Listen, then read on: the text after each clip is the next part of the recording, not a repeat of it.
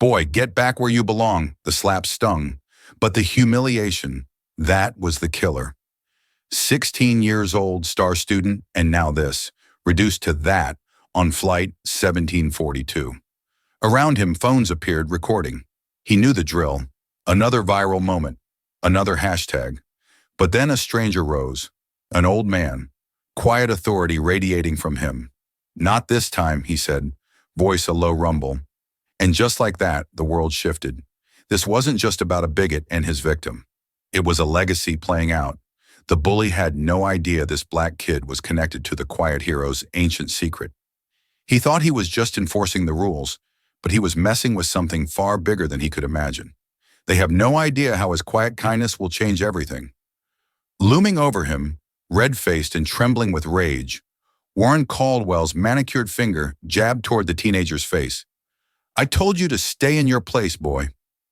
The words hung in the cabin like smoke, toxic and suffocating. Passengers stared, smartphones already rising, to capture what would inevitably become tomorrow's viral outrage. Flight attendants moved urgently up the aisle, still too far away to intervene. For 3 heartbeats, no one moved, no one spoke. A tableau of American tension at $36,000 free. Then from 7 rows back, a man rose to his feet. Nothing remarkable about him. Mid-60s, average height, weathered face beneath salt and pepper hair. The kind of man you'd pass 100 times without noticing. But something in his deliberate movement, in the quiet authority of his posture, commanded attention. "Sit down, sir," a flight attendant called out. "We need everyone to remain seated while I can't do that." The man's voice carried clearly, not raised, but resonant with an unexpected accent and undeniable purpose. Not this time. What happened in the next 17 minutes would forever change the lives of everyone on that airplane, exposing long-buried secrets, challenging deep-seated beliefs, and revealing how the most courageous acts often come from the most unexpected sources. But to understand why a retired Vietnam veteran with a 40-year secret would risk everything to defend a boy he'd never met, we need to go back to where it all began, 6 hours earlier at Gate C-42 in Atlanta's Hartsfield-Jackson International Airport. Marcus Williams hated flying. At 16, he'd only been on a plane twice before. Once when he was too young to remember, and once last year for his grandmother's funeral in Chicago. That had been a short flight, just over an hour, hardly enough time for real anxiety to set in. This Los Angeles, 4 and 1/2 hours away, was different. Not that he'd admit it to anyone, least of all his father. "You got your boarding pass?" Dr. David Williams asked for the 3rd time in 15 minutes. His father's anxiety manifested as obsessive checklist review, a trait that had served him well as one of Atlanta's most respected cardiothoracic surgeons, but could be exhausting for his family. "Yes, Dad. It's in the wallet you gave me like the last 2 times you asked." Marcus tried to keep the edge from his voice. His father was only being thorough, only wanting to make sure his only child, his legacy, as he sometimes embarrassingly called Marcus in public speeches, would arrive safely at the National Science Decathlon. "And you've got your presentation files backed up, both on your laptop in the cloud and on a USB and emailed to myself and Professor Diaz." Marcus softened his tone, watching his father's shoulders relax incrementally. "Dad, I've got this. The committee isn't going to resend my spot in the finals because I'm a few minutes late to the pre-competition dinner." Dr. Williams exhaled slowly, his tall frame settling as he placed both hands on his son's shoulders. At 16, Marcus was already his height, 61 though leaner, all angles and potential where his father was solid certainty. They shared the same deep brown eyes, the same determined set to their jaws, the same hands with long, dexterous fingers. Surgeon's hands, though Marcus was set on astrophysics, not medicine. "I know you do. His father paused, and Marcus recognized the familiar internal struggle between the helicopter parent and the man determined to raise an independent son. "I'm proud of you, not just for the competition, but for how you're handling all of this." All of this. The polite euphemism for his mother's absence, for the still raw wound of her departure 11 months ago, for a sabbatical in Paris that had stretched from 6 weeks to indefinite, for the way Marcus had stepped up, keeping his grades perfect while learning to cook, helping with household management, never once complaining even as his friends spent weekends at the mall or playing video games. Thanks, Dad. Marcus accepted the implicit apology with a small smile. But I really should get in line. They're already boarding my group. Dr. Williams nodded, then surprised his son with a fierce hug, a rare public display of affection from a man whose professional demeanor typically extended to his personal life. Call me when you land and again before the competition tomorrow. And after win or lose, I know the drill. Marcus returned the hug briefly, then shouldered his backpack. I've got to go. Love you. Love you too, son. Knock him dead. As Marcus joined the boarding line, he felt the familiar contradictory emotions that characterized his relationship with his father. Irritation at the hovering, gratitude for the care it represented, and an overwhelming desire to live up to the expectations placed on his shoulders. Not just as the son of Dr. David Williams, but as a young black man whose every achievement was still somehow considered exceptional rather than expected in certain circles. He was so preoccupied with these thoughts that he almost collided with the passenger in front of him, a white man in his 50s, expensively dressed in a tailored gray suit that screamed corporate executive. The man turned, irritation flashing across his face before settling into a tight, dismissive smile. Careful there, young man. First time flying. Something in his tone and the slight emphasis on young man raised Marcus' defenses. He straightened to his full height, voice deliberately modulated to its most precise, most academic register, what his father called his Harvard interview voice. No, sir, just momentarily distracted. My apologies. The man's eyebrows rose slightly, surprise flickering across his features before he nodded curtly and turned back around. Marcus had seen that look before, the subtle recalibration that occurred when he didn't match someone's expectations, when his vocabulary or demeanor contradicted their assumptions about a tall black teenager in jeans and a hoodie. As the line moved forward, Marcus felt a tap on his shoulder. He turned to find an elderly woman smiling up at him, her white hair styled in an elegant bob, her clothes practical but clearly expensive. I couldn't help overhearing, she said, her voice warm with a slight southern lilt. Are you traveling alone? Internally, Marcus sighed. He'd been fielding variations of this question since he was 14, usually from well-meaning older women who couldn't conceive of a black teenager traveling unaccompanied without some kind of problem arising. Yes, ma'am. Going to Los Angeles for an academic competition. He added the explanation automatically. A preemptive strike against whatever assumptions might be forming. To his surprise, the woman's smile widened. The National Science Decathlon? My grandson competed last year. Didn't make the finals, though. He's at Georgia Tech now. Relief and surprise loosened Marcus' shoulders. That's where I'm hoping to go. Or MIT if the scholarship comes through. With the NSDA finals on your resume, I'd say your chances are excellent. She extended a hand. I'm Grace Chen, by the way. Marcus Williams. He shook her hand, noting the unexpected strength in her grip. How did you know about the decathlon? The lanyard peeking out of your pocket. I recognized the logo. She gestured toward the ID he'd hastily stuffed away earlier. You must be quite talented. Aerospace engineering? Astrophysics. Actually, my project is on calculating gravitational waves from binary black hole mergers. The words tumbled out before he could stop them, his enthusiasm momentarily overriding his usual social caution. Fascinating. You know, I was at Cape Canaveral for the Apollo 11 launch. Her eyes took on a distant gleam. Back then, the idea of a man on the moon seemed as fantastical as your black holes. Now we're planning Mars missions and searching for multiverses. My late husband would have loved to see it. He was an engineer on the Apollo program. Before Marcus could respond, the gate agent called for first-class passengers to board. The man in the gray suit moved forward along with a small cluster of business travelers and Mrs. Chen.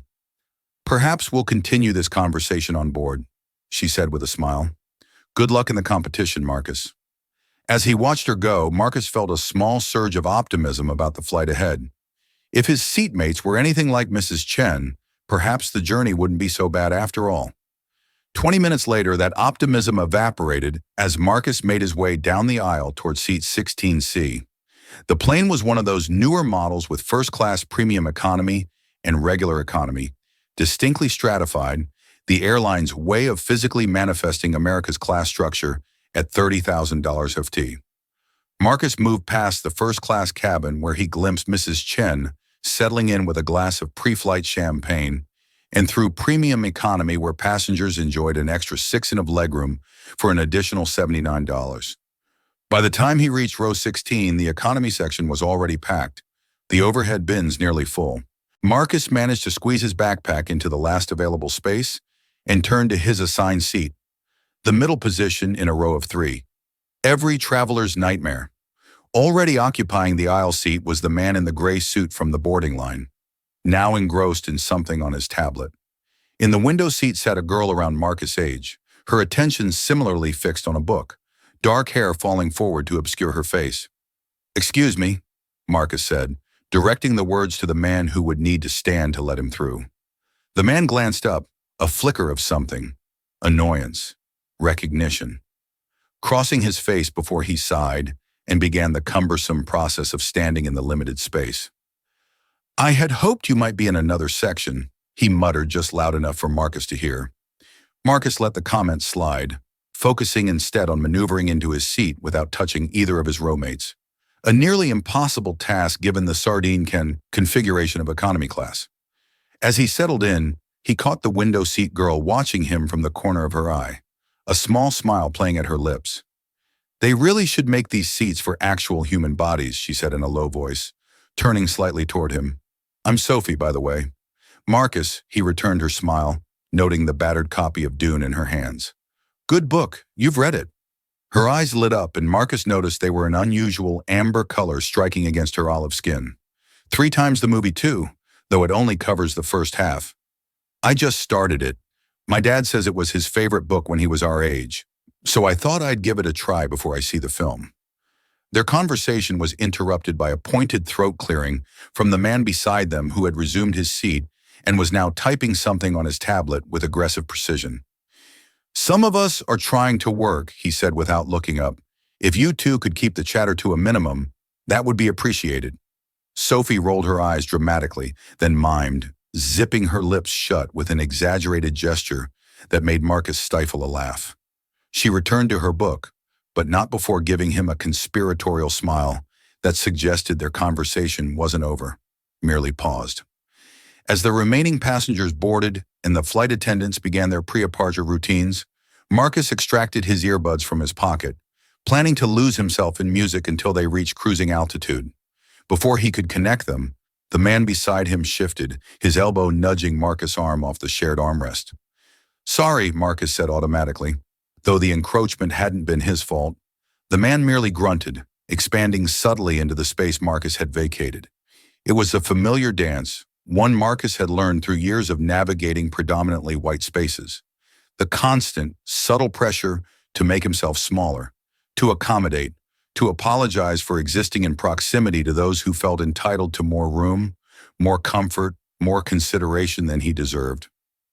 Usually Marcus complied without conscious thought, an instinct for self-preservation honed since childhood. But today, perhaps emboldened by his father's pride, by Mrs. Chen's unexpected warmth, by Sophie's friendly overture, he deliberately placed his arm back on the shared armrest. The man stiffened, but said nothing, his jaw tightening visibly. A small victory, hardly worth noting, but Marcus felt a quiet satisfaction nonetheless. The aircraft doors closed with a pneumatic hiss, and the captain's voice crackled over the intercom. "Good afternoon, ladies and gentlemen. This is Captain Rivera speaking. On behalf of Delta Airlines, I'd like to welcome you aboard Flight 17 to Los Angeles. Our flight time today will be approximately 4 hours and 35 minutes. We're expecting clear skies and smooth flying, but we may encounter some turbulence as we cross the Rockies. We'll do our best to make this as comfortable a journey as possible. Flight attendants, please prepare for departure." As the safety demonstration began, a ritual that few passengers bothered to watch anymore, Marcus noticed Sophie discreetly sliding a small notepad onto her tray table. With a quick glance to ensure the man beside them was still absorbed in his tablet, she scribbled something and angled it toward Marcus. "He seems fun." Bet he's a blast at parties. Marcus smiled and gestured for the pen. She passed it, their fingers brushing momentarily. Total Karen energy, but in a suit. Sophie's silent laughter shook her shoulders, earning another irritated glance from their roommate. She quickly wrote again, I'm in 16A for the next 4.5 hours. You're in 16B? What's the worst that could happen? Marcus considered this for a moment before replying. Plane crash, alien abduction. He talks to us about cryptocurrency. This time Sophie couldn't contain a small snort of laughter, drawing the man's full attention. Is there a problem? He asked, his voice carrying a clear warning. No problem at all, sir, Sophie replied sweetly. Just excited about the flight? The man studied her for a moment, then Marcus, his gaze lingering uncomfortably. Well, try to contain your excitement. Some of us have important matters to attend to. Of course, Sophie agreed, her tone still pleasant, but with an undercurrent that suggested she found him ridiculous rather than intimidating. We wouldn't want to disturb your very important. She glanced at his tablet spreadsheets. The man's face flushed slightly and he turned back to his device without further comment. Sophie caught Marcus' eye and gave him a tiny victorious wink. The aircraft began to taxi, the engines rumbling beneath them as it made its way toward the runway. Marcus felt the familiar knot of anxiety tightening in his stomach, not just from the impending takeoff, but from the subtle hostility emanating from the man beside him, a tension that seemed disproportionate to the minor annoyance of sitting next to chatty teenagers. As if sensing his discomfort, Sophie slid her notepad across again. First time to L.A. Marcus nodded, writing back, Science competition. You visiting my mom? Parents divorced, dad in Atlanta, mom in L.A. I'm the human ping pong ball. Before Marcus could respond, the plane accelerated suddenly, pressing them back into their seats as it raced down the runway. He gripped the armrests instinctively, knuckles whitening, and felt a small hand cover his own. Sophie gave his fingers a quick, reassuring squeeze as the aircraft lifted off, the ground falling away beneath them. The scary part's over, she whispered, removing her hand as casually as she'd offered it. Now it's just boring for a few hours. The simple kindness of the gesture caught Marcus off guard, warming him unexpectedly. He relaxed his grip, nodding his thanks as the plane climbed steeply into the afternoon sky. Beside them, Warren Caldwell, though Marcus didn't yet know his name, watched their interaction with narrowed eyes, his thoughts hidden behind a mask of corporate indifference. But something in the way his gaze lingered in the tightness around his mouth suggested that the next 4 and 1/2 hours might prove to be anything but boring. 7 rows behind Marcus in seat 23D, Michael Cavich stared out the window as Atlanta receded beneath them, the city gradually transforming from a detailed landscape into a sprawling grid, then into an abstract pattern of light and shadow. At 66, he still found air travel miraculous, still remembered his first flight, a military transport to Vietnam in 1975, his stomach churning with fear that had nothing to do with flying and everything to do with where the plane was taking him. Would you like something to drink once we reach cruising altitude? The question from the flight attendant pausing beside his row pulled Michael from his memories. Just water, please, he replied, his accent still detectable after 47 years in America. Not many people recognized it anymore. Slovakia wasn't a country most Americans thought about, if they thought about it at all, but occasionally someone would catch the slight musicality in his consonants, the subtle emphasis on unexpected syllables, and ask where he was from. Originally, the flight attendant, her name tag read Amara, nodded and moved on, continuing down the aisle with practiced efficiency. Michael returned to the window, watching as they pierced through a layer of clouds into the stark blue above. He wasn't supposed to be on this flight. He wasn't supposed to be traveling at all.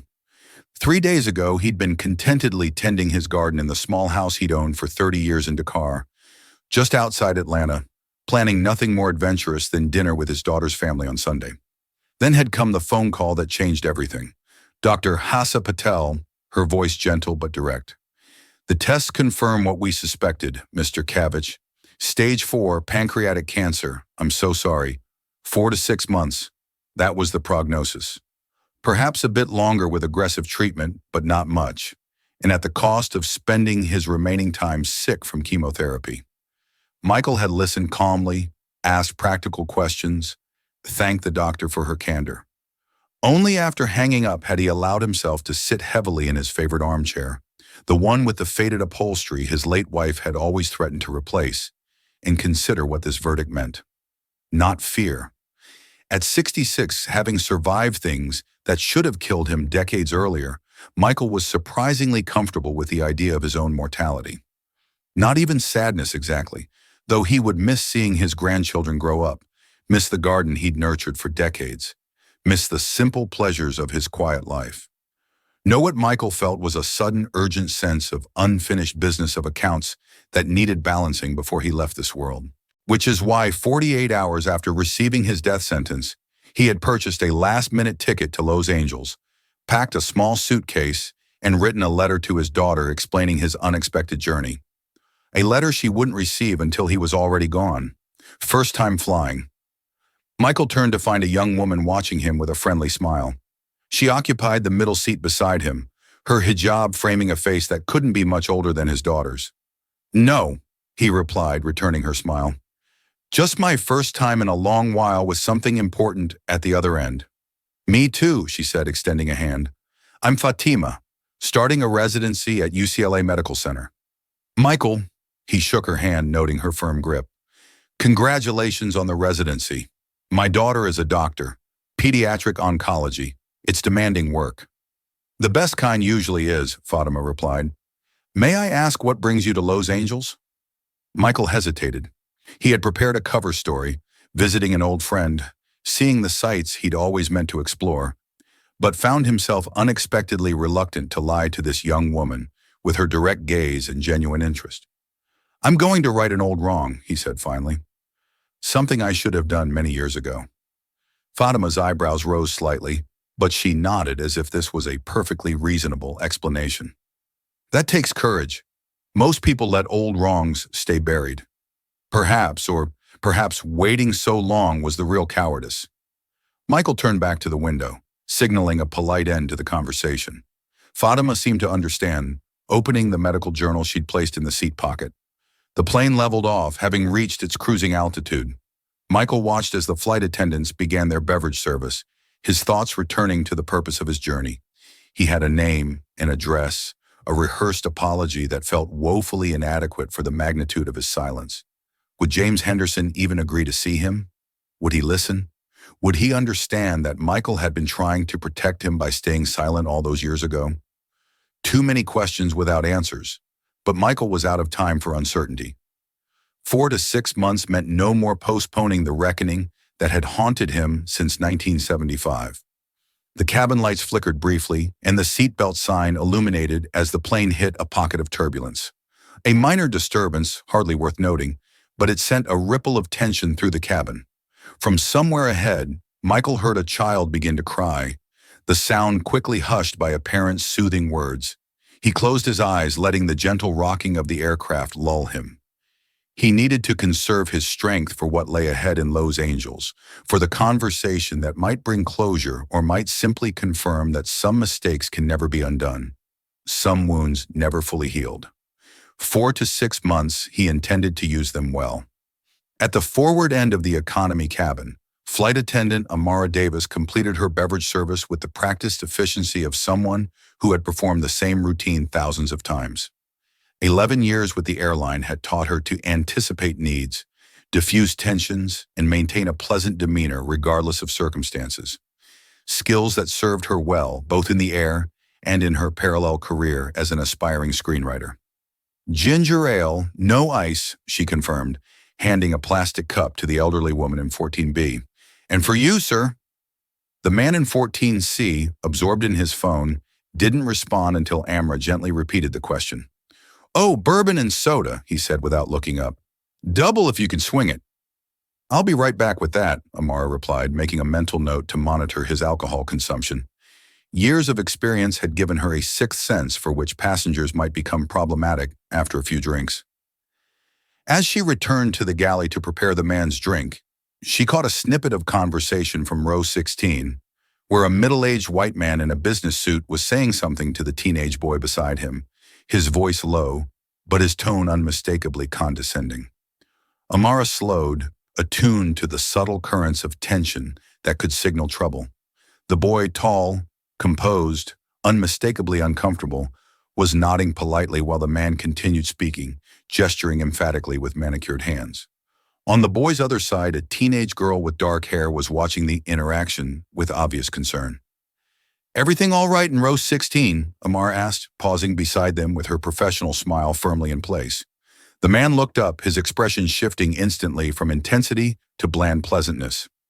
"Perfectly fine, thank you. Just having a friendly conversation with the young man here." The boy, Marcus, according to Amara's passenger list, gave her a tight smile that didn't reach his eyes. "We're good, thanks." Amara hesitated, her instincts telling her otherwise, but without a clear problem to address, she had little choice but to continue her service. "Let me know if you need anything," she said, directing the comment specifically to Marcus, while holding the man's gaze a beat longer than necessary. As she moved on, she made a mental note to pass by row 16 more frequently than usual. After more than a decade in the air, Amara had developed a reliable sense for brewing trouble, and something about the dynamic in that row raised her professional concerns. She returned to the galley where her colleague James was refilling a coffee pot. "Heads up on row 16, she murmured. "Business guy giving off weird vibes toward the teenager next to him." James nodded, understanding the shorthand they developed over years of working together. "I'll keep an eye out when I do the snack service." Amara completed her drink service and was about to begin collecting trash when the call button from row 16 illuminated. Sighing internally, call buttons rarely signaled anything good. She made her way back to the row. It was the man in the suit, his expression now openly irritated. "Excuse me, but I paid for a seat where I could work in peace. Is there any possibility of moving me to another location? Perhaps in premium economy if there's space available?" Amara glanced at Marcus and the girl, who were both studiously looking anywhere but at the man complaining about them. "I'm sorry, sir, but the flight is completely full today. Is there a specific issue I can help address?" The man lowered his voice, though not enough to prevent his rowmates from hearing. "These teenagers are being disruptive, passing notes, giggling, making it impossible to concentrate." "We weren't," the girl began, but Amara raised a hand gently. The universal flight attendant signal for, "Let me handle this." "I understand your concern, sir," she said, her tone professional but firm. "However, as I mentioned, we have no available seats for relocation. Perhaps headphones might help you focus on your work." The man's jaw tightened. "I shouldn't have to wear headphones to block out inconsiderate behavior." "With respect, sir, they appear to be conversing quietly, which is perfectly acceptable. We haven't received complaints from any other passengers." Amara shifted her attention to Marcus and the girl. "That said, I'm sure everyone in this row can make an effort to be considerate of their neighbors for the remainder of the flight." The message was clear. She wasn't taking sides, but neither was she going to indulge unreasonable demands. The man seemed to recognize he'd reached the limit of what complaint would achieve, and settled back with a curt nod. "Thank you for understanding," Amara said, her smile never wavering. "I'll be back shortly to collect any trash you might have." As she walked away, she heard the girl whisper something that made Marcus laugh softly, followed by the distinct sound of the man exhaling in exasperation. The interaction left Amara with a nagging sense of unease. Most passengers complained about crying babies, seat recliners, or bathroom access. Legitimate, if petty, grievances of shared space. This man's fixation on the teenagers beside him felt different, charged with something beyond mere irritation. "Row 16 again?" James asked when she returned to the galley. "Suit guy wanted to be moved away from the kids, said they were being disruptive." Amara made air quotes around the word. "Were they?" "Not that I could see, just talking quietly, but he's giving off serious control freak vibes." She began preparing for the snack service, efficiently arranging packages of pretzels and cookies on the cart. The boy is black. The girl looks maybe Latina or Middle Eastern, and the man keeps looking at them like they're personally offending him by existing. James raised an eyebrow. "Ah, that kind of passenger." Exactly that kind. Amara had encountered enough racially motivated complaints in her career to recognize the pattern. "Keep an eye on it, will you?" "I'm getting an odd feeling." "Always trust your flight attendant, spidey sense," James agreed, helping her with the cart. I'll make sure to check in on row 16 regularly. As they resumed their duties, Amara found her thoughts returning to the teenagers.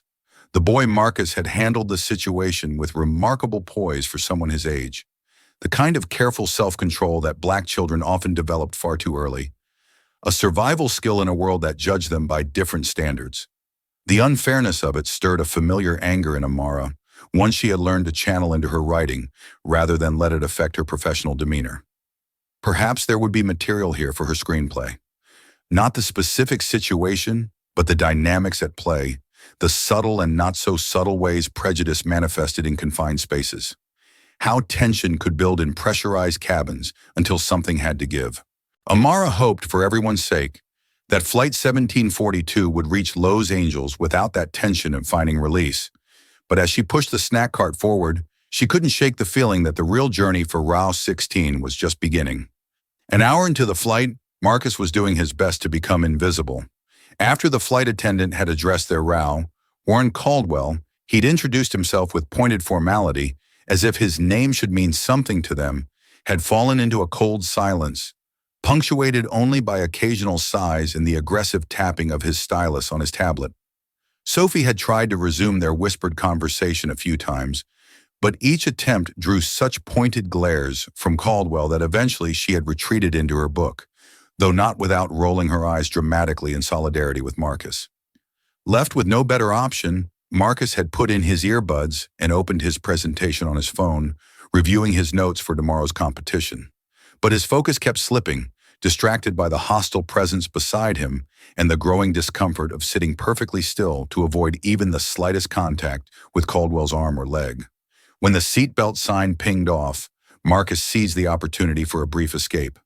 "Excuse me," he said, addressing Caldwell. "I need to use the restroom."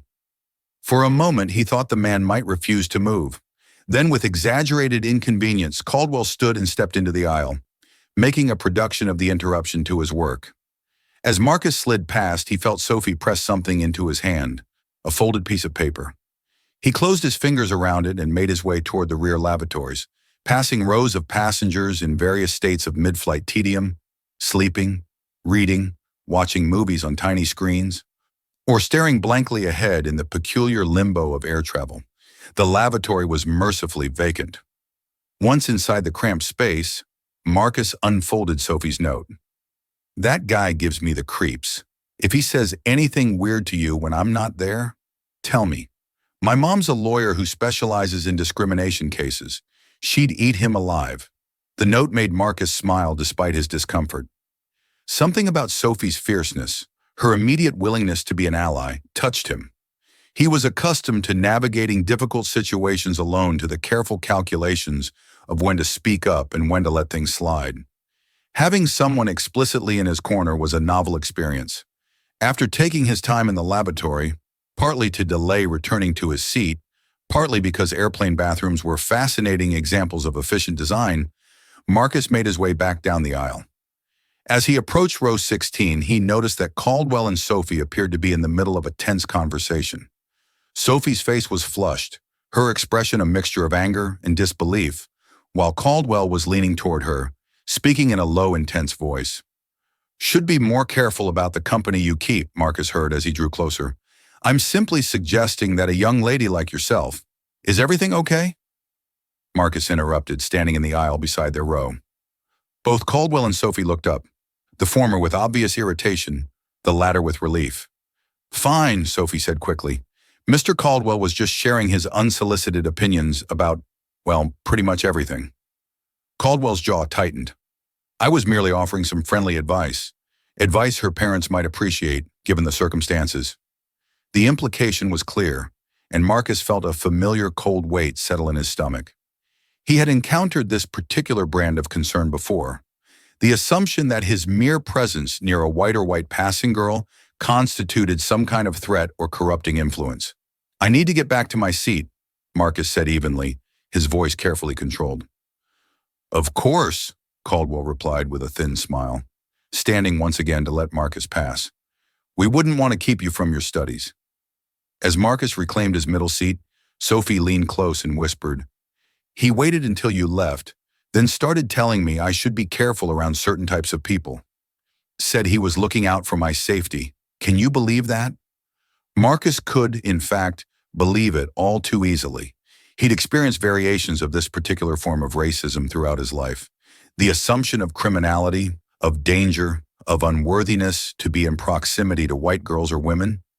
Usually it came from older generations, people whose formative years had preceded the civil rights movement or whose social circles remained untouched by integration. To encounter it so nakedly from a man who was likely in his 50s, a corporate professional who surely worked in diverse environments, was jarring, but not surprising. Just ignore him, Marcus whispered back. Only 3 more hours. Sophie looked like she wanted to argue to confront Caldwell directly, but something in Marcus' expression must have convinced her to hold back. Instead, she squeezed his arm briefly in silent support and returned to her book, though her posture remained tense, her earlier relaxed demeanor replaced by watchful awareness. For the next half hour, an uneasy peace settled over row 16. Caldwell worked on his tablet. Marcus reviewed his presentation, and Sophie pretended to read, while occasionally passing him encouraging notes.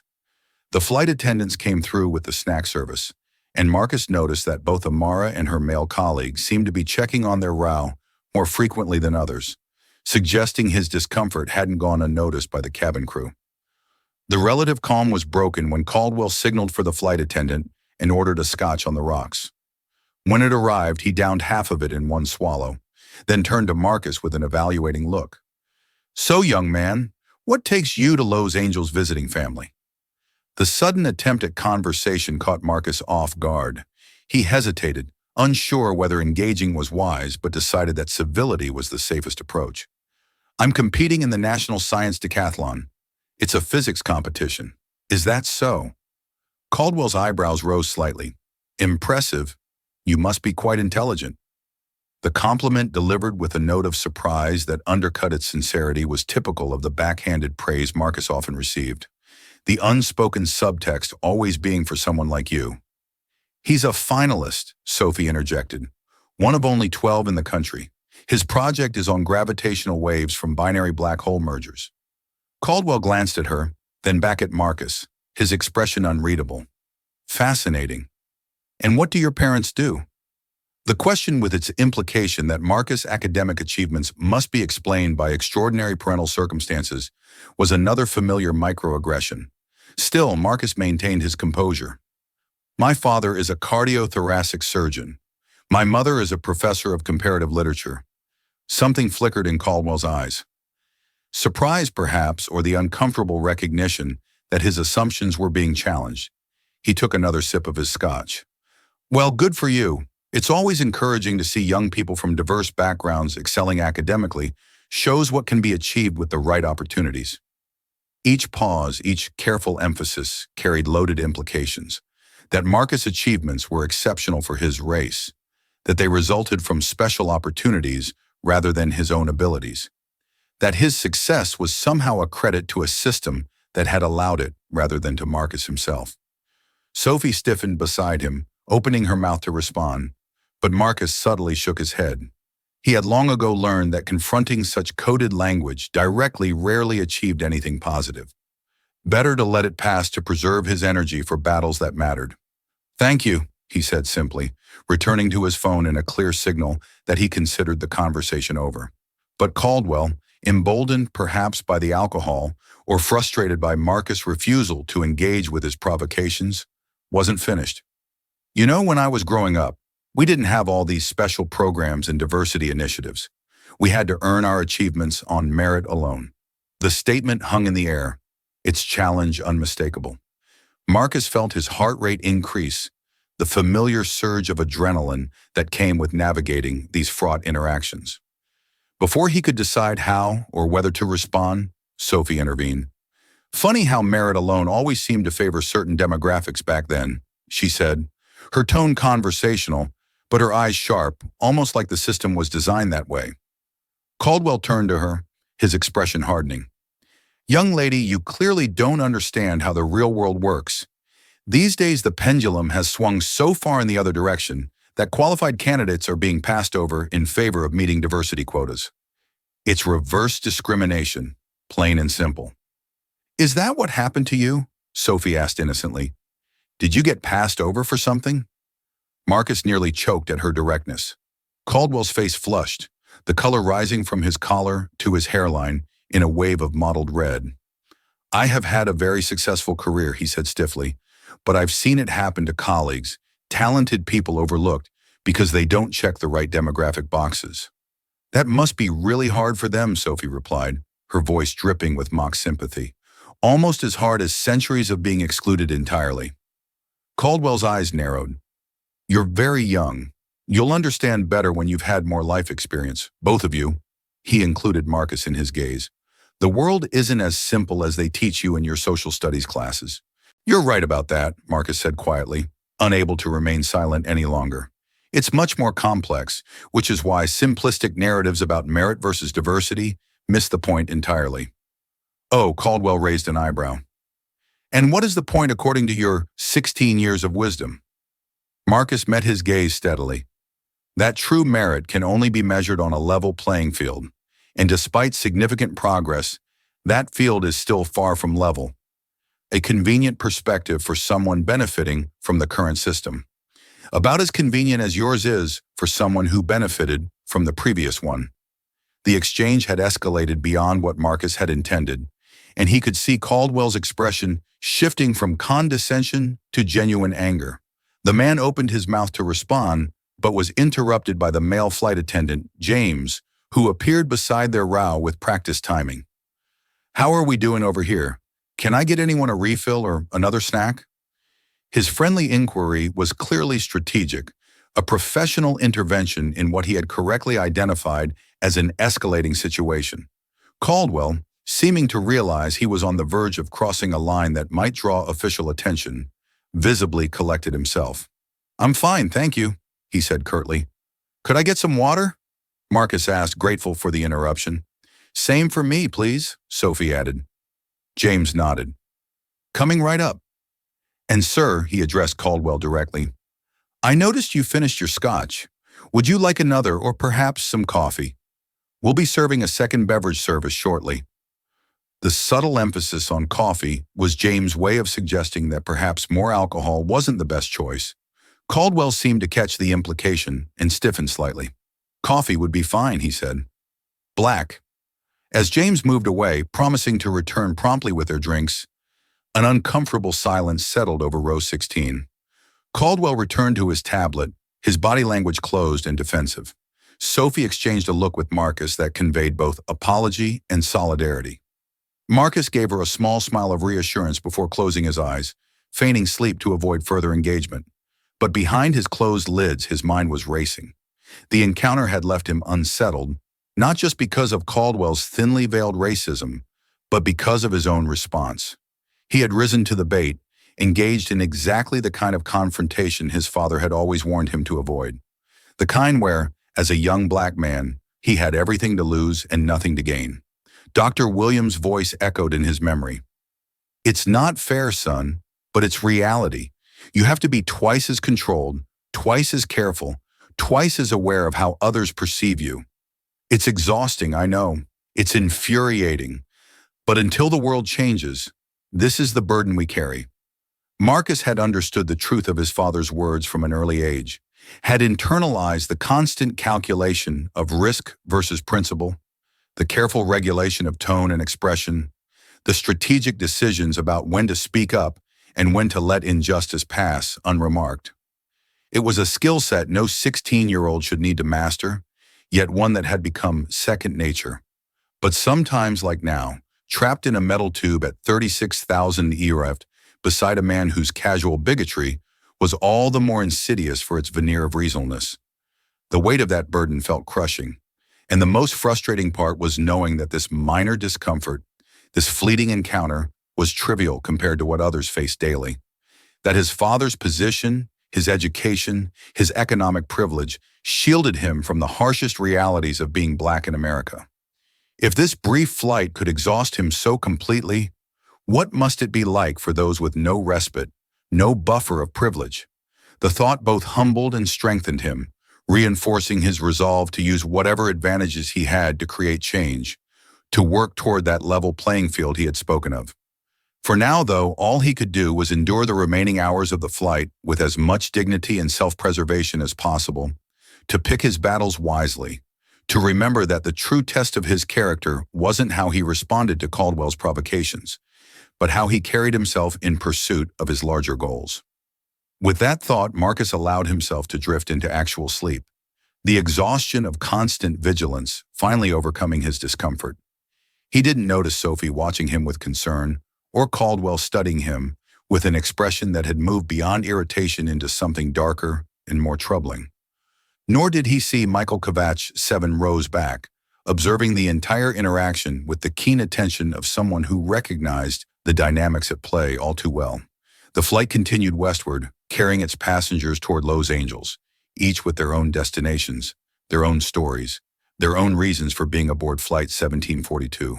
But for Marcus, Sophie, Warren Caldwell, and Michael Kovach, those individual journeys were about to intersect in ways none of them could anticipate, with consequences that would extend far beyond their shared hours in the sky. 2 hours into the flight, the cabin had settled into the drowsy rhythm of mid-journey tedium. The window shades were lowered against the harsh sunlight at 36,000 ft, creating an artificial twilight conducive to napping. Many passengers had surrendered to sleep, heads leaning at uncomfortable angles, while others remained plugged into individual entertainment systems, their faces bathed in the blue glow of tiny screens. Marcus awoke with a jolt, disoriented. For a moment, he couldn't remember where he was. The hum of engines, the recycled air, the unfamiliar pressure against his eardrums, all registering as wrong before his consciousness caught up. Airplane, Lowe's, Angels, competition, and Caldwell. The man was still beside him, now working on what appeared to be a presentation, occasionally muttering to himself as he adjusted graphics and bullet points. Sophie had fallen asleep, her book abandoned in her lap, her head resting against the window. Marcus checked his phone, still 2 hours to landing. His neck ached from the awkward position he'd slept in, and his mouth felt desert dry. He needed water and to stretch his legs, both of which would require disturbing Caldwell. He hesitated, weighing his discomfort against the prospect of another tense interaction. Physiological need won out. "Excuse me," he said quietly. "I need to get up." Caldwell glanced at him, his expression sour, but stood without comment to let Marcus pass. Progress of a sort. In the aisle, Marcus stretched subtly, trying to work out the kinks in his back without disturbing other passengers. He made his way toward the rear lavatories, nodding to Flight Attendant James, who was organizing the galley for the next service. "Everything okay?" James asked, his tone casual, but his eyes assessing. "Fine, thanks," Marcus replied. "Just needed to stretch my legs." James nodded, understanding. "Your seatmate seems intense." The understatement made Marcus smile despite himself. "That's one word for it. Let us know if you need anything. Sometimes a seating reassignment magically becomes possible mid-flight." James winked conspiratorially. "I appreciate that, but we'll be landing soon enough." Marcus hesitated, then added, "Thanks for checking in earlier.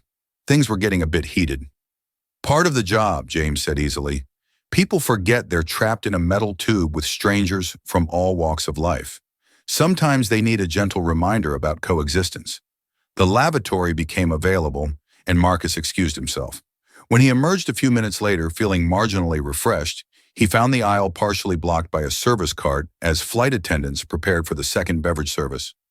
Rather than squeeze past and risk disrupting their work, he decided to wait a moment. From this vantage point, he could see most of the economy cabin, including his own row.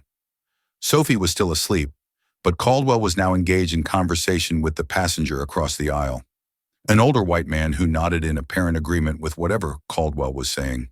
Their voices didn't carry to where Marcus stood, but their body language suggested a shared perspective, a mutual understanding that made Marcus instinctively wary. As he waited for the aisle to clear, his attention was drawn to a passenger several rows behind his own, an older man, perhaps in his 60s, with salt and pepper hair and weathered features.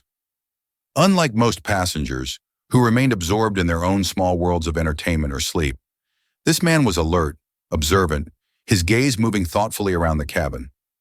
When his eyes met Marcus, there was a moment of connection, a flicker of recognition that went beyond the usual momentary acknowledgement between strangers.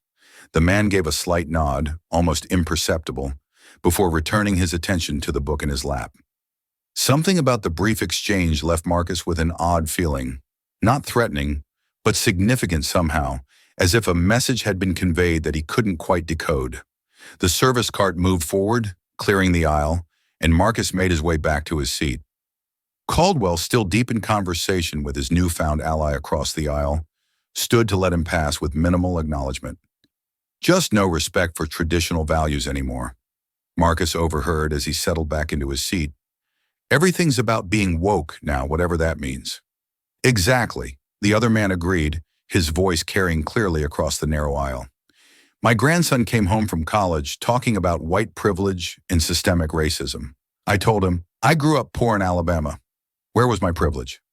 Caldwell nodded vigorously. They're indoctrinating them plain and simple, making them feel guilty for being white, for being successful. It's cultural Marxism, and it's destroying the fabric of society.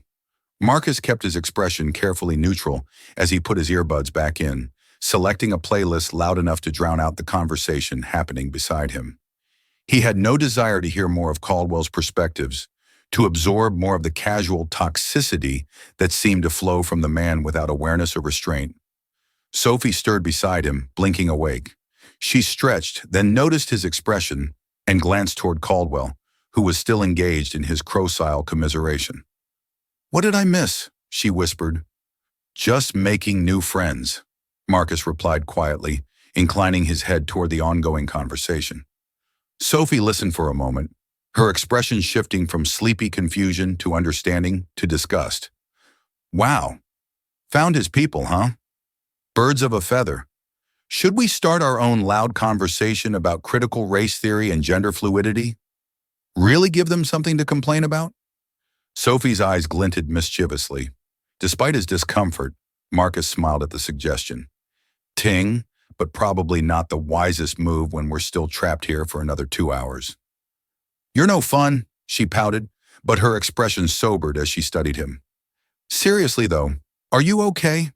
That guy's been low-key hostile since takeoff, and it's obviously about more than us being disruptive teenagers.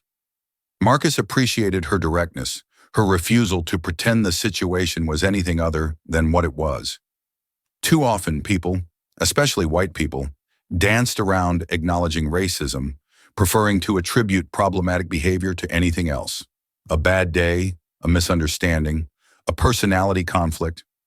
Sophie's straightforward recognition was refreshing.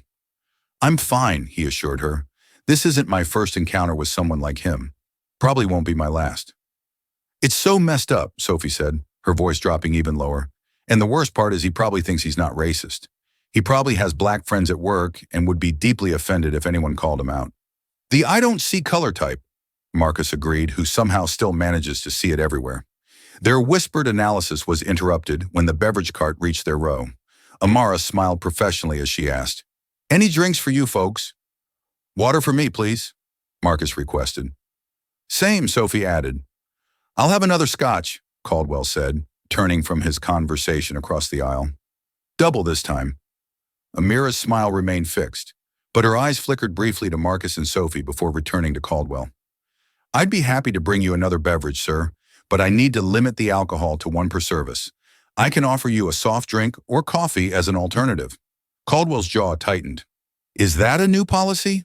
I've flown this route dozens of times and never encountered this restriction before. It's at the discretion of the flight crew, Amara replied smoothly, based on various factors including flight duration and an overall cabin management. The explanation was delivered with such professional certainty that it was impossible to argue without sounding unreasonable.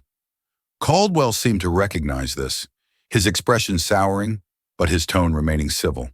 Coffee, then black. As Amara prepared their drinks, Marcus caught her giving James a subtle nod. Some private communication between crew members that suggested they were monitoring the situation more actively than their casual demeanor indicated. When she handed Marcus's water, there was a small napkin beneath it with the words, "All good," discreetly written in the corner. He met her eyes briefly and gave a small nod of reassurance as he accepted the drink. The gesture, simple, professional but unmistakably supportive, touched him unexpectedly.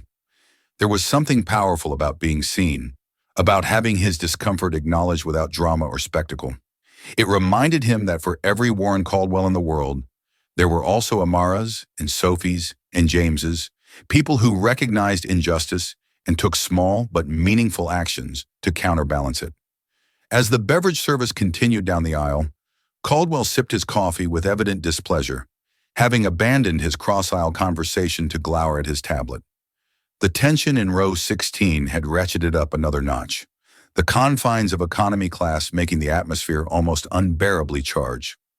Sophie, apparently determined to lighten the mood, nudged Marcus gently and whispered, "So tell me more about these gravitational waves, and please use the biggest, most complicated physics terms possible.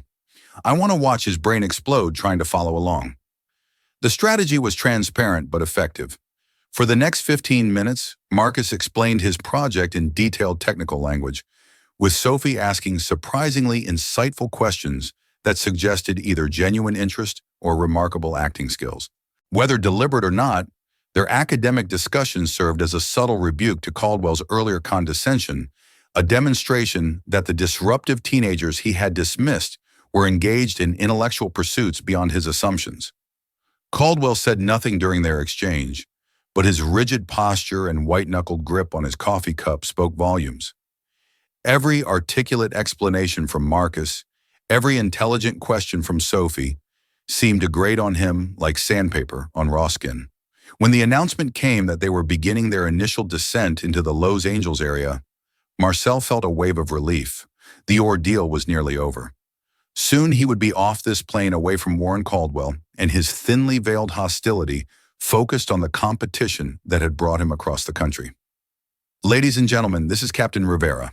We've begun our initial descent into Los Angeles International Airport. Local time is 4:17 p.m., and the weather is clear with temperatures around 72-ish. Flight attendants will be coming through the cabin for a final check before landing.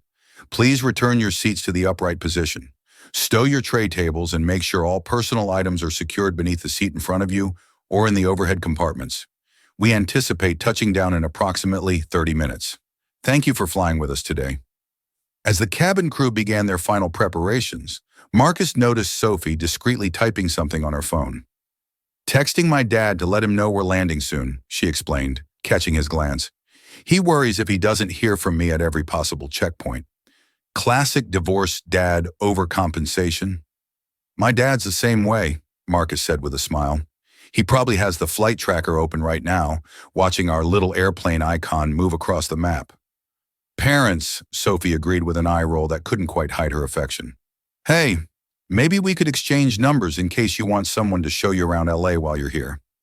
I practically live in 2 cities, so I know all the non-Oris spots." The offer surprised and pleased him. "That would be great, actually. The competition schedule has some free time built in, and I was planning to just hang out at the hotel." Tragic. No one should visit LA and only see a hotel. Sophie held out her hand for his phone. "Give me your number and I'll text you." As they exchanged contact information, Marcus was aware of Caldwell watching them with narrowed eyes, his disapproval palpable. But for once, Marcus found himself completely indifferent to the man's judgment. Sophie's friendship, for that was what it had become over the course of their shared ordeal, felt like a small victory, a reminder that connections could form across boundaries of race and background, despite the Warren Caldwells of the world. "All electronic devices need to be stowed for landing," Amara reminded them as she passed down the aisle, checking that seat belts were fastened and seats were upright. Marcus and Sophie complied, settling back as the aircraft began its more pronounced descent toward Los Angeles. Through the small window, Marcus caught glimpses of the sprawling city emerging from the haze, its grid-like structure gradually resolving into recognizable features. Highways, neighborhoods, the distinctive coastline. "First impressions?" Sophie asked, noticing his interest in the view. "Big," Marcus replied. "Really big. Wait until you're stuck in traffic. Then it feels even bigger." Their light conversation continued as the plane descended, a welcome distraction from both the stomach-dropping sensation of landing and the continued tension emanating from Caldwell. When the aircraft finally touched down with a slight bump, a smattering of applause broke out from nervous passengers, relieved to be safely on the ground. The familiar post-landing routine began, the ding of the seatbelt sign turning off, the immediate rustle of people reaching for phones and bags despite repeated announcements to remain seated until the aircraft reached the gate. Ladies and gentlemen, welcome to Los Angeles International Airport. Local time is 4:43 p.m. Please remain seated with your seatbelt fastened until the aircraft has come to a complete stop and the captain has turned off the seatbelt sign. For your safety and the safety of those around you, please be careful when opening the overhead bins, as items may have shifted during flight. Marcus felt the knot of tension in his shoulders begin to ease. In a few minutes, he would be off this plane away from Warren Caldwell, focusing on the competition that could potentially secure his future at MIT.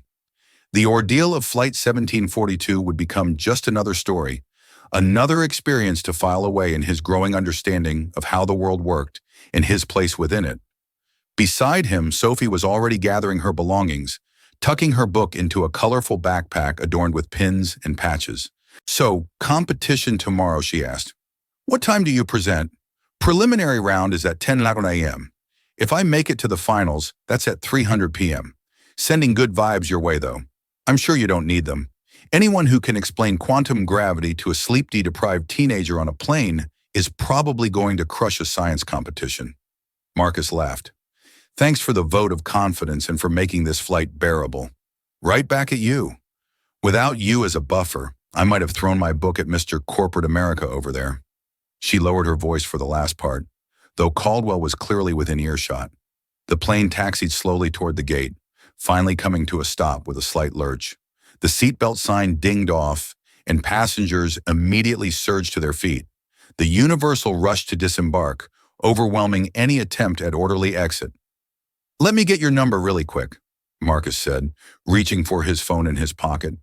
But as he turned slightly in his seat to extract the device, his elbow bumped against Caldwell's arm, causing the man to jostle his coffee cup.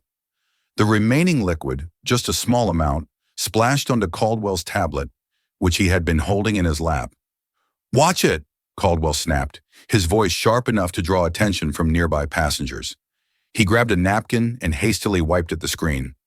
"Are you always this clumsy, or is it just when you're trying to impress your little girlfriend?" The sudden hostility, the deliberate attempt to embarrass him in front of Sophie and surrounding passengers, struck Marcus like a physical blow. He felt heat rising in his face, not from embarrassment, but from the effort of containing the anger that surged through him. "It was an accident," he said, his voice level. "I apologize."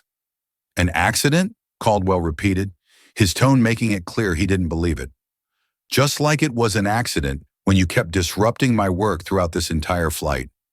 Just like it was an accident that you two couldn't keep your voices down or stay in your own space." The accusations were so divorced from reality, so clearly rooted in something deeper than the trivial interactions of the past few hours, that Marcus was momentarily speechless. Before he could formulate a response, Sophie intervened. "Seriously, we've been practically tiptoeing around you this entire flight while you've been nothing but rude and condescending. It was a tiny spill. Get over it." Caldwell's gaze snapped to her, his expression hardening. "This is precisely the problem with your generation. No respect, no accountability. You think you can do whatever you want without consequences. And you think you can treat people however you want because what? You're older. You're wearing an expensive suit. You've got some corporate job that makes you feel important." Sophie fired back, her patience clearly exhausted. Passengers were beginning to take notice of the confrontation, some watching openly while others pretended not to hear, while clearly listening. Marcus felt the weight of their attention, the judgment that would inevitably fall most heavily on him, regardless of who was at fault. "Sophie, it's fine," he said quietly. "Let's just get our bags and go." "No, it's not fine," she insisted, her eyes flashing. "He's been awful to you, to us this entire flight for no reason except—" "Except what?" Caldwell challenged, his voice rising. "Go ahead, say it. Make it about race. That's the go-to these days, isn't it? Anytime someone calls out bad behavior from certain people, it must be racism." The word hung in the air, charged and dangerous. Marcus felt his carefully maintained composure beginning to fracture. This was exactly the kind of public confrontation his father had warned him about, the kind where, as a young black man, he could only lose regardless of the facts or justice of the situation. "Sir, I think that's enough," came a new voice. Amara, the flight attendant, who had appeared beside their row with professional but unmistakable authority. "We've arrived at the gate and passengers are trying to deplane. If you have a complaint, you're welcome to speak with a customer service representative inside the terminal." Caldwell turned to her clearly, about to argue when another passenger spoke up from across the aisle. The man he had been commiserating with earlier. The kid bumped him on purpose. The man said, "I saw it been causing trouble the whole flight." The false accusation delivered with such casual certainty stunned Marcus. He had never even spoken to this man, had done nothing to provoke him except exist in proximity. Yet here he was, eagerly throwing fuel on an already volatile situation. "That's a lie," Sophie said heatedly. "You couldn't possibly have seen that because it didn't happen. He was just getting his phone out when Mr. Jerk here overreacted." "Young lady, you need to watch your tone," Caldwell warned, his expression darkening further, "and stay out of matters that don't concern you. Defending my friend from racist bullying absolutely concerns me," Sophie shot back. "Racist? Racist!" Caldwell's voice rose to a near shout, drawing even more attention. "I have done nothing racist. This is exactly what I was talking about. Play the race card when you have no actual argument." Marcus saw it happening as if in slow motion, the escalation he couldn't control, the public spectacle unfolding around him, the way eyes were turning to him with varying degrees of sympathy, judgment, or wary assessment. He felt himself being reduced to a stereotype, to a scenario that would be retold later, with all the nuance stripped away. "There was this angry black teenager on my flight." "Everyone needs to lower their voices," Amara said firmly. "Sir, please gather your belongings and exit the aircraft." "You too," she addressed Marcus and Sophie. "Please wait until the aisle clears a bit more before deplaning." The instruction was clearly intended to separate the parties involved, a standard de-escalation technique, but Caldwell interpreted it differently. "So they get special treatment. They caused the problem, but I'm the one being asked to leave first." "Sir, I'm simply trying to manage an orderly deplaning process," Amara replied, her professional demeanor intact despite the tension. "Now please, if you would." What happened next occurred so quickly that later accounts would differ on the exact sequence of events. Caldwell, red-faced and gesticulating angrily, rose from his seat. In doing so, his hand, whether by accident or design, made contact with Marcus' shoulder, pushing him back into his seat with enough force to be unmistakably aggressive. Marcus, caught off guard by the sudden physical contact, instinctively raised his arm in a defensive gesture. This movement, combined with the confined space and Caldwell's already precarious balance in the narrow aisle, resulted in the older man stumbling slightly. "Don't you dare put your hands on me," Caldwell shouted, his composure completely abandoned. And then, in full view of dozens of witnesses, he did the unthinkable. He slapped Marcus across the face with an open palm, the sound cracking through the cabin like a gunshot. Time seemed to stop. Marcus froze, his cheek burning, shock temporarily overwhelming all other reactions. Sophie gasped beside him, her hand flying to her mouth. Amara's professional mask slipped for just an instant, revealing genuine alarm before she regained control. "Sir, you need to step back immediately," she ordered, her voice taking on an edge of steel. "James, I need assistance in row 16. Caldwell seemed as startled by his own action as everyone else, his expression shifting from rage to confusion to the dawning realization that he had crossed a line from which there was no easy return. His hand was still raised as if he himself couldn't believe what it had done.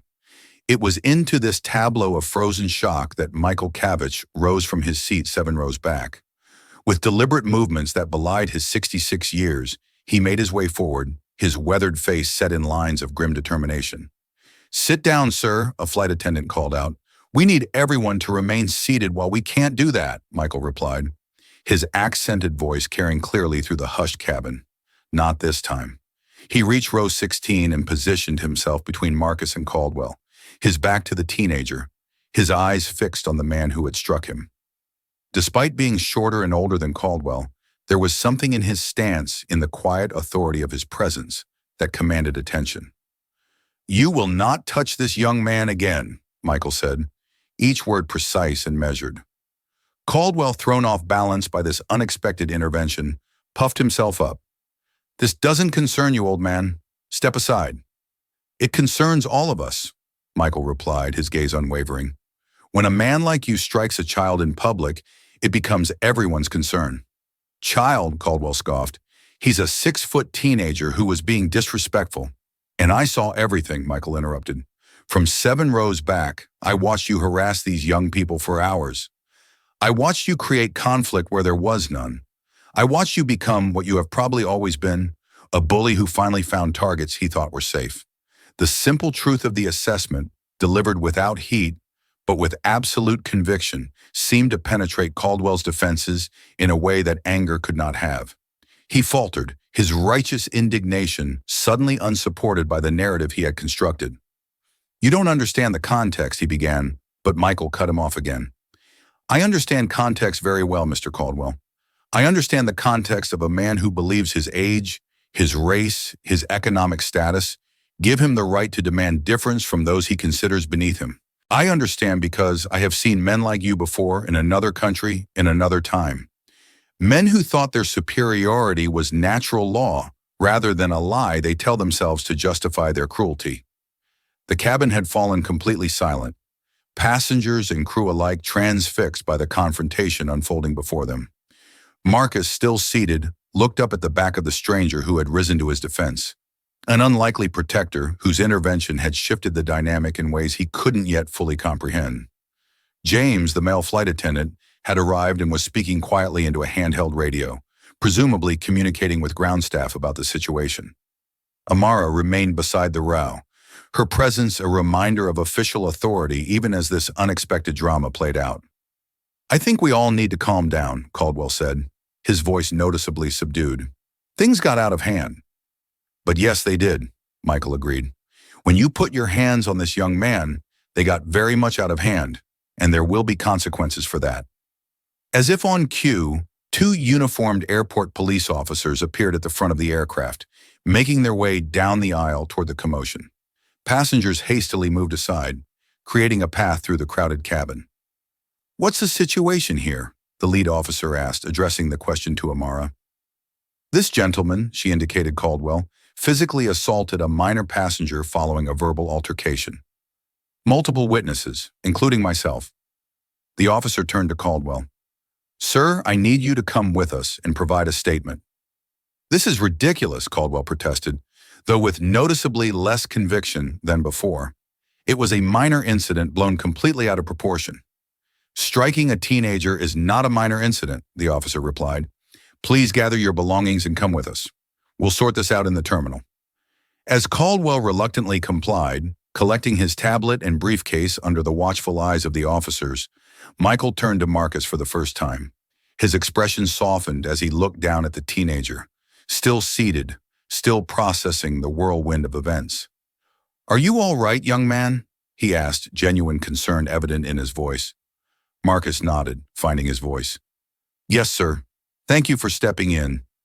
"You're welcome, though I wish it hadn't been necessary." Michael's eyes held a depth of understanding that suggested he knew exactly what Marcus had experienced, not just in the past hours, but in the accumulated weight of similar encounters throughout his young life. As the officers escorted Caldwell toward the exit, one remained behind to address Marcus. "We'll need a statement from you as well when you're ready to deplane. No rush. Take your time." The cabin began to empty more quickly now that the confrontation had been resolved, passengers eager to continue their journeys after the unexpected delay. Many glanced at Marcus as they passed, some with sympathy, others with the uncomfortable awareness of having witnessed something they hadn't intervened to stop. Sophie placed a hand on Marcus' arm. "Are you sure you're okay?" That was intense. "I'm fine," he assured her, though the burning sensation on his cheek suggested there might be a visible mark. "Just processing. That man was horrible. I hope they arrest him, or at least find him or something. You can't just go around slapping people because you're having a bad day." Marcus appreciated her outrage on his behalf, But he was more focused on the stranger, Michael, who still stood nearby, a silent guardian, until the immediate threat had passed. "Thank you, sir," Marcus said again, rising to his feet as the aisle finally cleared enough to stand comfortably. "I don't know what would have happened if you hadn't stepped in." Michael shook his head slightly. "I think you would have handled it with the same dignity you showed throughout this flight, but no one should have to face such things alone." He extended his hand. "Michael Cavich, Marcus Williams." They shook hands, and Marcus was struck by the strength in the older man's grip, the calluses that spoke of a lifetime of manual labor, at odds with his precise speech and quiet authority. "A pleasure to meet you, Marcus Williams, though I wish it had been under better circumstances." Michael smiled, the expression transforming his weathered features. "You were very patient with a man who deserved none of your patience. That shows character." Before Marcus could respond, Amara approached them. "The police would like statements from both of you as well as you, miss," she added, addressing Sophie. "They're waiting just inside the terminal. I'll escort you." As they gathered their belongings and prepared to deplane, Marcus caught a glimpse of his reflection in the darkened window. His face composed, but his eyes revealing the lingering shock of what had transpired. In that moment, he understood that Flight 1742 had become more than just transportation to a science competition. It had become a dividing line in his life before and after experiencing the public humiliation of being struck by a stranger. Before and after witnessing both the worst and best of human behavior within the span of minutes, he followed Sophie and Michael down the aisle, aware that his story of this day would be told and retold to his father, to his teammates at the competition, perhaps someday to his own children. But what that story would ultimately mean, how it would shape his understanding of himself and his place in the world, remained to be seen. What he couldn't know as he stepped off the aircraft into the bustling terminal of LAX was that his connection to Michael Cavich had only just begun, and that the stranger who had risen to his defense carried secrets that would transform Marcus' understanding of justice, forgiveness, and the long arc of history that had brought them together on Flight 1742. If you've been moved by Marcus and Michael's story so far, we'd love to hear from you. Please subscribe to our channel and share in the comments where you're watching from. Your support helps us continue to create content that explores important social issues through compelling narratives.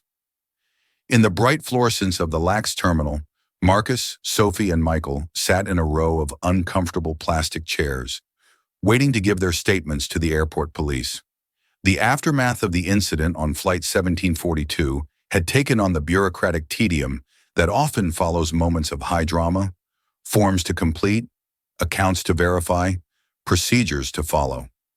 "They shouldn't be making you wait like this," Sophie said, her earlier outrage now channeled into impatient advocacy. "You're the victim here." "It's fine," Marcus replied, though in truth he was eager to put this whole experience behind him, to focus on the competition that had brought him to Los Angeles in the first place. "They're just doing their job." Michael, seated on Marcus' other side, observed the teenagers with quiet interest. "Is someone meeting you here, Marcus?" he asked. "Your parents, perhaps." "No, sir. I'm here for the National Science Decathlon. My dad's back in Atlanta. There's a shuttle from the competition organizers that should be waiting." Marcus checked his phone, seeing a series of increasingly concerned texts from his father. "I should probably call him, actually." "Of course," Michael nodded. "He will be worried." As Marcus stepped away to make the call, Sophie turned to Michael. "Thank you for what you did back there. It was really brave." Michael shook his head slightly. "Not brave necessary.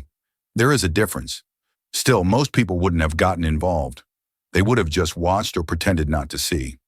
"Yes," Michael agreed, his expression somber. "Most people do exactly that. I have been guilty of it myself in the past. It is a regret I carry." Something in his tone, in the weight of his words, suggested to Sophie that he was referring to something specific, something more significant than the everyday moral compromises most people make. But before she could inquire further, an officer approached. "Miss Chen, we're ready to take your statement now." Sophie stood glancing toward Marcus, who was still on the phone with his father, his back turned as he paced slowly at the edge of the waiting area. "Tell him, I'll be right back." "Okay," she asked Michael, who nodded his assurance. As Sophie followed the officer, Michael observed Marcus, his straight posture, his careful gestures, the composed way he spoke, even while recounting what must have been a humiliating experience. There was something in the young man's dignity, in his measured response to injustice that stirred painful memories for Michael. Echoes of another time. Another young man facing bigotry with similar forbearance. Marcus returned, slipping his phone into his pocket with a sigh. "Dad's freaking out. Wants me to come straight home. I had to talk him down from booking a flight out here. He is concerned for you." "That is natural," Michael said. "Yeah, I know, but I've been preparing for this competition for months. I'm not going to let some racist jerk derail that." Marcus sat down again, wincing slightly as he touched his cheek where Caldwell had struck him. "Is it painful?" Michael asked, gesturing to the mark that was beginning to show on Marcus' dark skin. Not obviously a handprint, but a distinct area of irritation. "Just stings a bit. More my pride than anything." Marcus attempted a smile that didn't quite reach his eyes. "I keep thinking about how I could have handled it differently. Maybe if I just ignored him completely or moved seats or no." Michael interrupted, his voice gentle but firm. "Do not do that to yourself. The fault lies entirely with him, not with anything you did or did not do. That is the insidious nature of such encounters. They make you question yourself when you have done nothing wrong." Marcus studied the older man with newfound curiosity. "You sound like you speak from experience." Michael was silent for a moment, considering his response. "I do, yes, though from a different perspective, in a different time. I came to this country as a refugee in 1976 from what was then Czechoslovakia. I learned quickly that America's promise of equality has always been complicated. You said something on the plane about seeing men like Caldwell before in another country," Marcus recalled. "What did you mean by that?" Before Michael could respond, they were interrupted by the return of the police officer who had taken Sophie's statement. "Marcus Williams, we're ready for you now, and Mr. Cavich will speak with you next." Marcus stood and Michael reached out briefly to touch his arm. "Remember, speak your truth plainly. What happened was not ambiguous, and you have nothing to be ashamed of." With a nod of thanks, Marcus followed the officer to a small office off the main terminal, where he gave his account of the events on Flight 1742, the initial tensions, Caldwell's escalating hostility, and finally the moment when words had turned to physical aggression.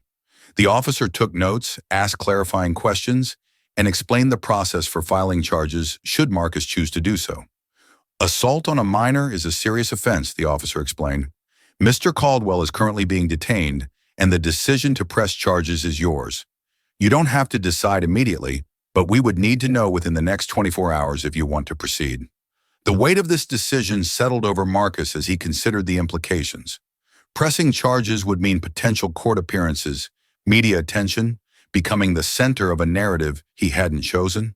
It would mean distractions from his education, his competition, his carefully plotted path to MIT and beyond. But not pressing charges might mean allowing Caldwell to face no real consequences for his actions, to perhaps go on treating others as he had treated Marcus. "Can I have some time to think about it to talk to my dad?" he asked. "Of course," the officer agreed, handing him a card with contact information. "Call this number when you've made your decision, and regardless of what you choose to do about charges, we have enough witness statements to issue Mr. Caldwell a temporary ban from the airline." When Marcus returned to the waiting area, he found Sophie and Michael in quiet conversation, their heads bent together as if sharing confidences. They looked up as he approached, Sophie immediately rising to her feet. "How did it go? Are they arresting that jerk?" she asked. "They're detaining him for now. I have to decide if I want to press charges." Marcus sat heavily, the accumulated stress of the day finally catching up with him. "Of course you should press charges," Sophie said emphatically. "He assaulted you in public with dozens of witnesses. He should face consequences." Michael remained silent, his expression thoughtful as he observed the exchange. "What do you think, Mr. Cavich?" Marcus asked, genuinely curious about the older man's perspective. Michael considered the question carefully before responding. "I think justice takes many forms, and the formal legal system is only one of them. The question you must ask yourself is what outcome would represent true justice in this situation? Is it punishment for Mr. Caldwell? Is it public accountability? Is it something else entirely? Before Marcus could contemplate this philosophical approach, his phone buzzed with a text message. "That's my shuttle driver," he said, reading the notification. "He's been waiting at arrivals for almost an hour." "I need to go." "My mom's probably wondering where I am too," Sophie added, checking her own phone. "But let's meet up while you're here, okay? Maybe tomorrow after your competition. I want to hear how it goes." "That sounds great," Marcus agreed, grateful for a friendship amidst the chaos of the day. They exchanged a quick hug, the brief connection conveying more support than words could express. As Sophie departed with a final wave, Marcus turned to Michael, suddenly reluctant to leave the man who had stood up for him so unexpectedly. "Mr. Kavich, I don't know how to thank you properly for what you did today." "No thanks are necessary," Michael assured him, "but perhaps if you are willing, we might meet again during your stay in Los Angeles. I would be interested to hear about your science competition, and perhaps I could offer some perspective on your decision about pressing charges." Something in the older man's manner, his quiet dignity, his thoughtful eyes, the hint of a shared understanding that transcended their obvious differences, resonated with Marcus. Despite having just met under the most unusual circumstances, he felt a connection to Michael that he couldn't quite explain. "I'd like that," Marcus said, surprising himself with the sincerity of the response. "I'm staying at the West Side Hotel near UCLA. The competition runs through tomorrow afternoon." "Perfect. Perhaps dinner tomorrow evening. I know a small restaurant nearby. Nothing fancy, but the food is excellent." Michael extracted a business card from his wallet and handed it to Marcus. "My number if you decide you would like to meet." Marcus accepted the card, noting the simple design. Michael Kavich, Master Carpenter, with a phone number and email address. "I'll call you tomorrow after the competition," he promised, tucking the card into his pocket. "And thank you again, Mr. Kavich." "Not everyone would have done what you did."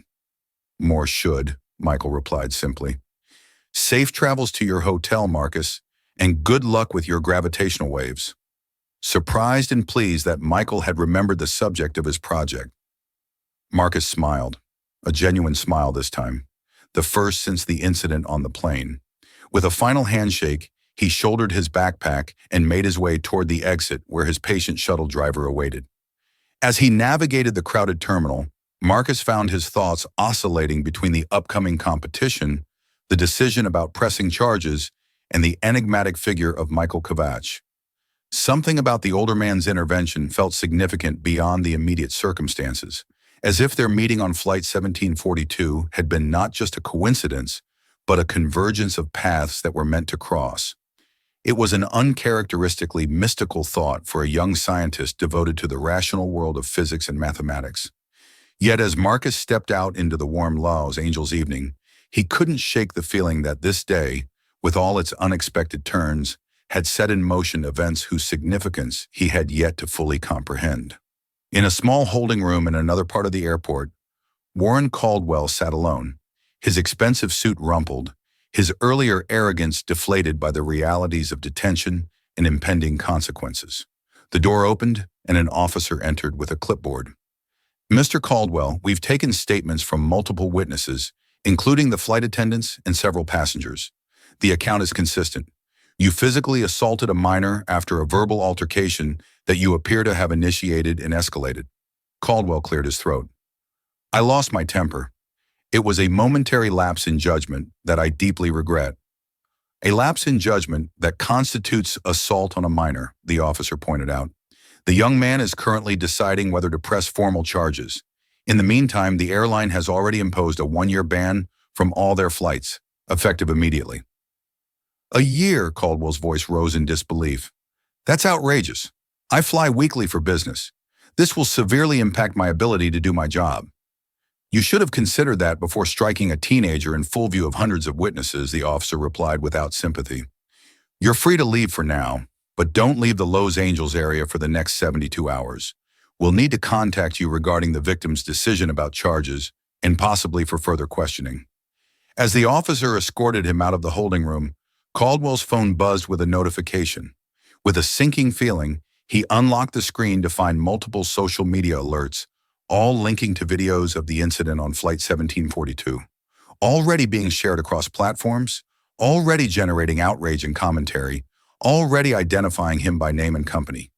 By morning, his employer would see it, his clients would see it, his family would see it. The carefully constructed facade of Warren Caldwell, respected executive, family man, pillar of the community, would be overlaid with a new indelible image.